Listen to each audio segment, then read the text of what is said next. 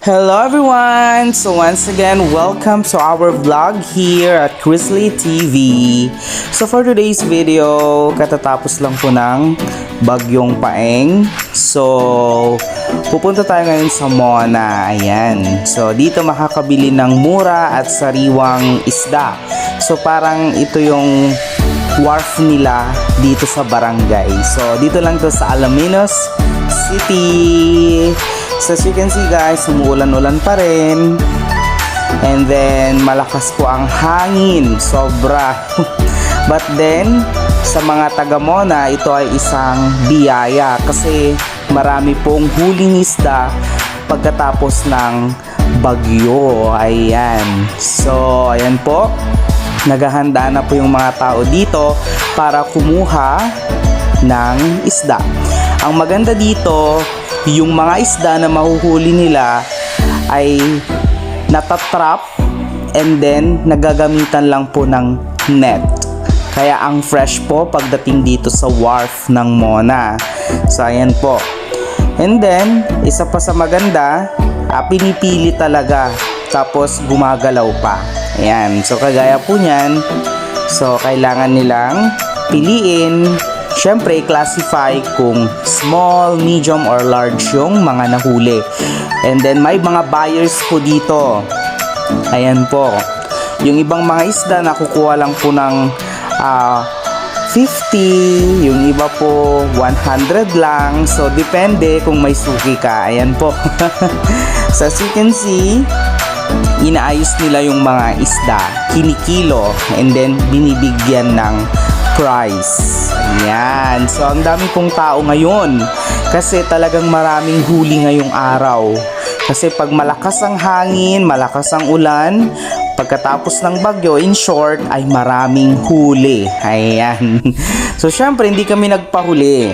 Kaya kami nandito kasi yung goal namin is makabili ng sariwa at murang-murang isda. Ayan. So, nag-budget lang naman kami ng mga nasa almost 3K. Ayan. So, marami-rami na rin yun. Ayan po. So, isa sa mga goal naming bilhin, syempre, una, yung favorite ko na shrimp. Ayan. So, shout out sa mga mahihilig dyan sa shrimp. And then, second, gusto kong bumili ng crabs. Ayan. Kasi talagang mahilig talaga ako sa crabs foods. And then, third, na gusto kong bilhin ay yung pingaw.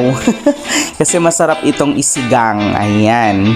So, ang kasama ko today ay yung mga kaibigan ko. Si Mother Mercy, shout out. Si Ate Lorna. And then yung aming founder. Si Lee. Ayan. Yung aming partner. Ayan po. So, una naming binili dito ay yung mga bangus. Kasi masarap itong idaing. Tapos, masarap din itong iprito. Yan, yung mga maliliit lang po. Basta fresh na fresh po yung mga yan. Ayan po. Tapos meron din silang ganito na eksena. Ayan po. Ika-classify po nila yung mga isda, crabs, hipon. Ayan.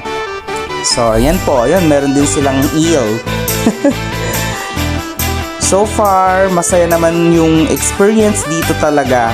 Talagang may i-experience mo yung amazing flavors ng dagat. Makikita mo lahat ng klase ng isda, seafoods dito. Wala kang masabi, lahat fresh.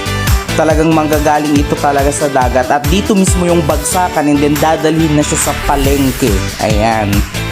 So, ayan po. Yung iba nga po dito, hinihingi na lang yung mga sari-sari. Kasi sobra-sobra na. Ayan. So, ito masarap tong iprito guys. Ayan. Mga maliit na isda.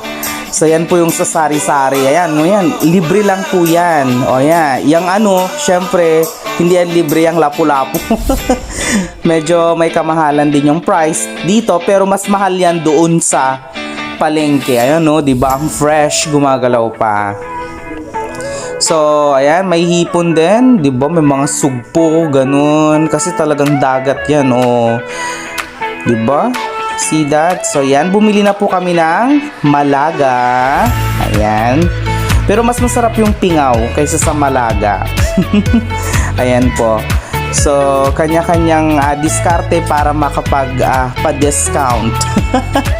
Ayan. So, congratulations! Nakabili na po kami. Ayan po. Pingaw. Ayan, isa sa mga gustong-gusto ko rin yan. Masarap yang isigang, malasa, diba? Ang kuha lang namin dito, kung hindi ako nagkakamali, is 120. Mga ganun po. Tapos ayan, crabs po. Ayan, so ang tataba ng crabs nila dito, sobra.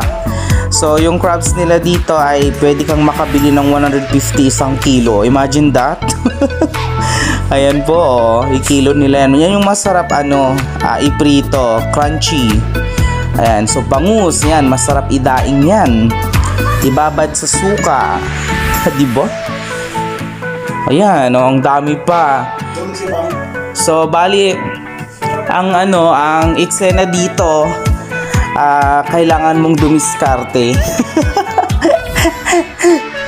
Pwede pang tumawad kahit mura na. Pero alam nyo ba, pagdating yan sa palengke, Diyos ko po, ang mamahal na po ng mga isda ngayon. Yung bangus, 170 na yan, 160, ganun, 150.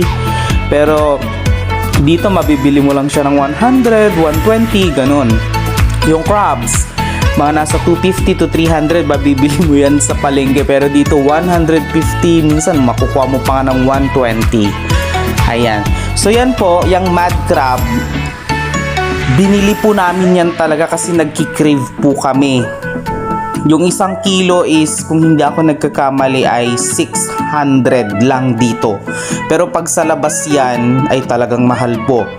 So bali, ang bili namin dyan is 500 lang. Diba? 520 ata or 500, isang kilot mahigit. Ayan po. Yang hipon po, murang-mura lang din yan. Yung 4 na piraso na yan, mga nasa lang yan. Ayan po, parang 50. Ayan. Diba? Saan ka pa? Ang mura ng isda dito. Kaya yung mga turista na nagpupunta po ng 100 Islands, I suggest, sabihin nyo sa tour guide na ma-hire nyo, pumunta kayo sa Mona. Kasi dito yung mga murang-murang isda at talagang sariwang-sariwa pa. Ayan, so ganyan po yung itsura pagdating dito sa wharf ng Mona. Diba? Ang fresh. Tapos, ang gagawin dyan, ika-classify nila. So, ilalagay nila sa isang container yung crabs, sa isang container yung shrimp, sa isang container yung mga sari-sari, isang container yung bangus. So, ang ganda ng flow ng pag-organize nila dito sa Mona Wharf. Ayan. So, may mga buyer dyan. Siyempre, mga siguro 5 sila. Ayan. So, sila yung bumibili and then dadalhin na po sa palengke. Ayan. Please enjoy watching this video, guys. So sa mga hindi pa po nakapag-subscribe, please mag-subscribe na po kayo sa aming YouTube channel para laging updated sa aming mga new videos. Ayan. So, Pingaw is life. So, tuloy-tuloy pa rin po yung pag-angkat ng mga buyer mula sa Mona. So kami naman, naghihintay pa rin kami ng mga iba pang darating kasi minsan may mauhuling tingaw, mga 2 piraso lang. So ang ginagawa namin, pinagsasama-sama namin para dumami. So luckily, maraming masayang mga fishermen ngayon dito sa Mona kasi talagang umulan din ng biyaya sa sobrang dami ng isda. Oh, di ba? Sidat, ang laking lapu-lapu. Oh. Ayan, so sari-sari. And then, of course, hindi kami magpapahuli, kailangan din namin bumili, no? Kagaya nga ng sinabi ko, nakabili na po kami kanina ng crabs, shrimp, and mad crab. Tapos nakabili na rin kami ng idadaing na bangus. Ayan. So, pag nagpunta kayo ng Mona, magtanong po kayo kaagad dun sa may pinakadulo po ng barangay nila. Dahil dun po yung pinaka-port nila. Talagang